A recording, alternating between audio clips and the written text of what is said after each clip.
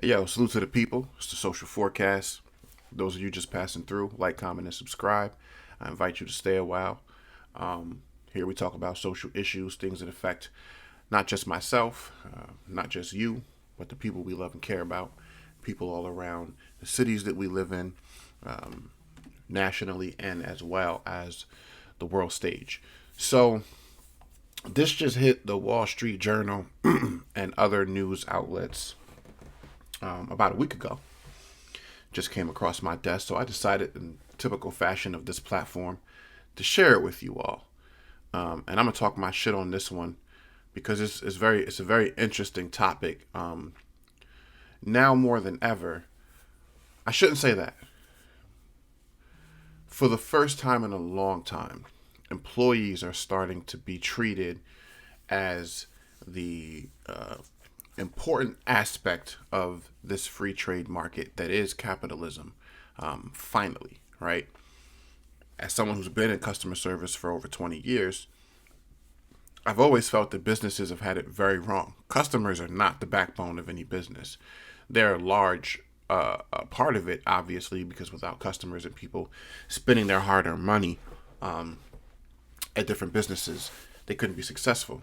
But employees are the true backbone of any business because without an employee to serve the customer, you don't have a customer. Essentially, you don't have a business. So it's like a multi-part prong where employees and customers alike equally play a part in the success of any business. And then there are other things, of course, that go into that equation.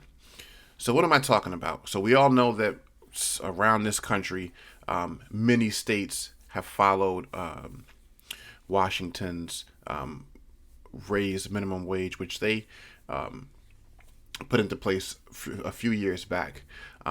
Massachusetts, the state that I live in, implemented a 5-year plan to increase minimum wage first. They implemented a 3-year plan to increase minimum wage from $8 to $11.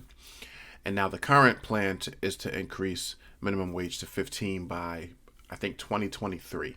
So it'll go up incrementally every year until it gets to that point. Right now, currently, as of January 1, 2019, minimum wage is at $12 an hour. And it will go up every year until it gets to 15.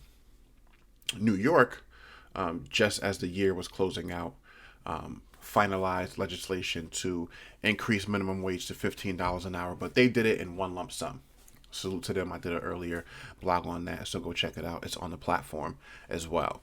So now here's an addition to that. New York City proposes paid vacation law. New York City Mayor Bill de Blasio is proposing legislation that would mandate businesses with more than 4 employees to offer at least 2 weeks paid time off. While the law has yet to be drafted, the proposal would give paid vacation days to around 500,000 full and part-time workers. The time would be in addition to the 5 paid sick days already guaranteed to New Yorkers, says the Wall Street Journal, and would most likely be the city. This would be New York City. They would be the first to guarantee paid time off. Now, some people, as you could imagine, are not happy about this proposed legislation. And I would imagine behind the scenes, they are fighting this. This is pretty much the same way that businesses tried to fight the increase to minimum wage. You know, Massachusetts was one of the few states, I think, that actually catered to the businesses and said, listen, we do have to raise minimum wage to a livable wage, but we understand the strain that it's going to cause on smaller businesses. So we're going to allow you guys to phase this in incrementally over a 3-year plan, 4-year plan, 5-year plan, what have you. But here, I'm going to read one of the comments that I came across because small business owners are, as you could imagine, not happy about this proposal. So this one person says, has this mayor lost his mind? Complete disconnect with, or more likely, complete disregard for, the small business struggling to keep up with drastically increased costs of doing business and what was once the best place to do business. And his comment and rant goes on. It's more of the same. Now, here's my retort to that. For the small business owners, I understand your struggle to keep up with your business and to thrive and to accomplish and achieve that American dream, as do we all, even those of us who do not necessarily wish to go into business. It's the cost of fucking doing business in a free trade market. It just is what it is. You have to not only compensate your workers, but you have to provide an environment that promotes a healthy work-life balance for your workers. It only helps to better serve your business. Workers who are well rested, workers who have vacation time, workers who have the finances to go on vacation time and actually get away and download all of this shit and unwind from the constant stress of life, to be able to have time off without necessarily having to worry about losing pay while taking that time off. That's something that you should want to offer to your employees. Now, I would imagine that most business owners do want to offer these things, but yes, I understand there is a financial strain to those smaller businesses who only have a handful of employees. But listen, when you choose to go into business, there are necessary risks, and there are things that come along with that you kind of have to weigh, right? The pros and cons of anything. If you're going to choose to go into business, you're going to choose to employ people. You're going to choose to provide a service or a product. You have to take the bad that comes with that. And I don't understand why it's hard to want to invest in the people that are largely responsible for making your business successful. Because if it wasn't the case, and if it wasn't necessary, you wouldn't need employees. You'd be able to do it on your own. And unfortunately, despite the fact that there are well-intentioned people out there, too many business owners are not taking the initiative to do these things. And so, yes, in cases like these, the local and federal government has to step in to further regulate and ensure that people are being treated fairly at work, so that people can continue to go to work, be healthy mentally, physically, emotionally, so that they can perform the tasks of their job. The days of paying people dimes and nickels and expecting people to work year round, that shit should have been over a long time ago.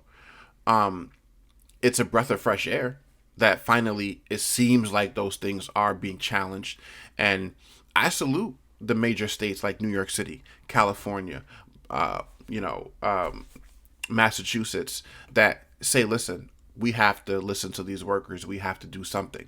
Because if you don't force these business owners to do something, the vast majority of them will not. And it's unfortunate. And you have a choice. You have a choice. Just like if I don't like what my job is paying, I can either go further my education or gain more experience and go seek other employment that is going to be more gainful to me. Same thing in business. If you feel like it's too much of a strain on your business to be fair to people, to pay people in ways that they can live on, to offer people benefits, not just in the way of healthcare, but other fringe benefits that would keep them happy at that job, keep them wanting to come to that job every day and be productive. If you're not going to choose to do it, someone needs to step in to do it. In the same way that you would go to the government for certain subsidized things, in the same way you would go to the government for certain tax write-offs and tax breaks for your business, then we, the employees, should be able to go to the government as well and say, listen, we don't like these work conditions, do something about it. Because we have to pay taxes on the work that we put in. Just like business owners have to pay taxes. And so if we have to pay into a system, then that system should pay back out dividends to us, even if those dividends don't necessarily translate into dollars and cents. Pay vacation it should be a mandatory thing. There was a time when businesses didn't agree with regulating hours worked and a 40-hour work week being a cap, and having 2 days off and all these different things, and requiring breaks after a certain number of hours worked, and requiring employees to be a certain age before they can get a job and operate certain equipment and machinery, which put an end to sweatshops and saw all these different labor laws come in that had the employees' best interests at heart. These things have to be in place. And if the business owners are not going to do it because everyone isn't as forward thinking as a Henry Ford, then someone has to do it. Don't complain about it. Because if you business owners were doing something, even if it wasn't to the extreme of 2 weeks, if you did something, people would at least be happy enough at the effort that we wouldn't be seeing the drastic changes that are going on now. The economy is suffering. It's getting worse and worse. The only way to increase travel and get airfares back up and get domestic destinations to see business again is to offer people who work paid vacation so that they can use that money to go do those things, go visit those places.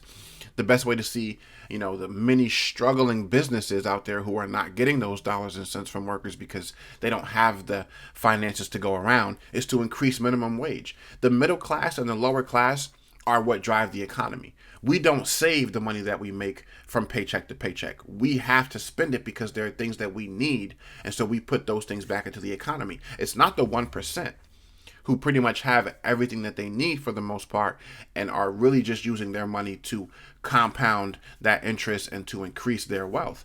It's the lower and middle class that keep that engine moving. So you have to cater to them. We've tried the trickle-down effect. We've tried tax cuts for the rich. Shit don't work. Now we're raising minimum wage for the everyday worker. That's what's going to get us finally out of this rut. Well, now you have to couple that with something. Now you have to give further incentive to people who, excuse me, who go to work every day, who put in their time, but who get burned out, who need a break, who need some time off to be able to just unwind, even if they don't go no farther than Florida or across fucking town for a couple days just to get away. You need to offer people these things. So I think it's dope. I salute to New York City and these business owners who don't like it. Get on board or get the fuck out of business. It's a free trade market. It's what you signed up for. It is what it is. I don't pretend to know everything. Let me know what y'all think about this one. I got a live stream coming with my sis from the comfort zone. We got some new things we're going to be working on the channel. So again, if you're passing through, you're new, like, comment, and subscribe. I don't pretend to know everything. I just know what I know. See you on the next one. Peace and love. Yo, what up, sis?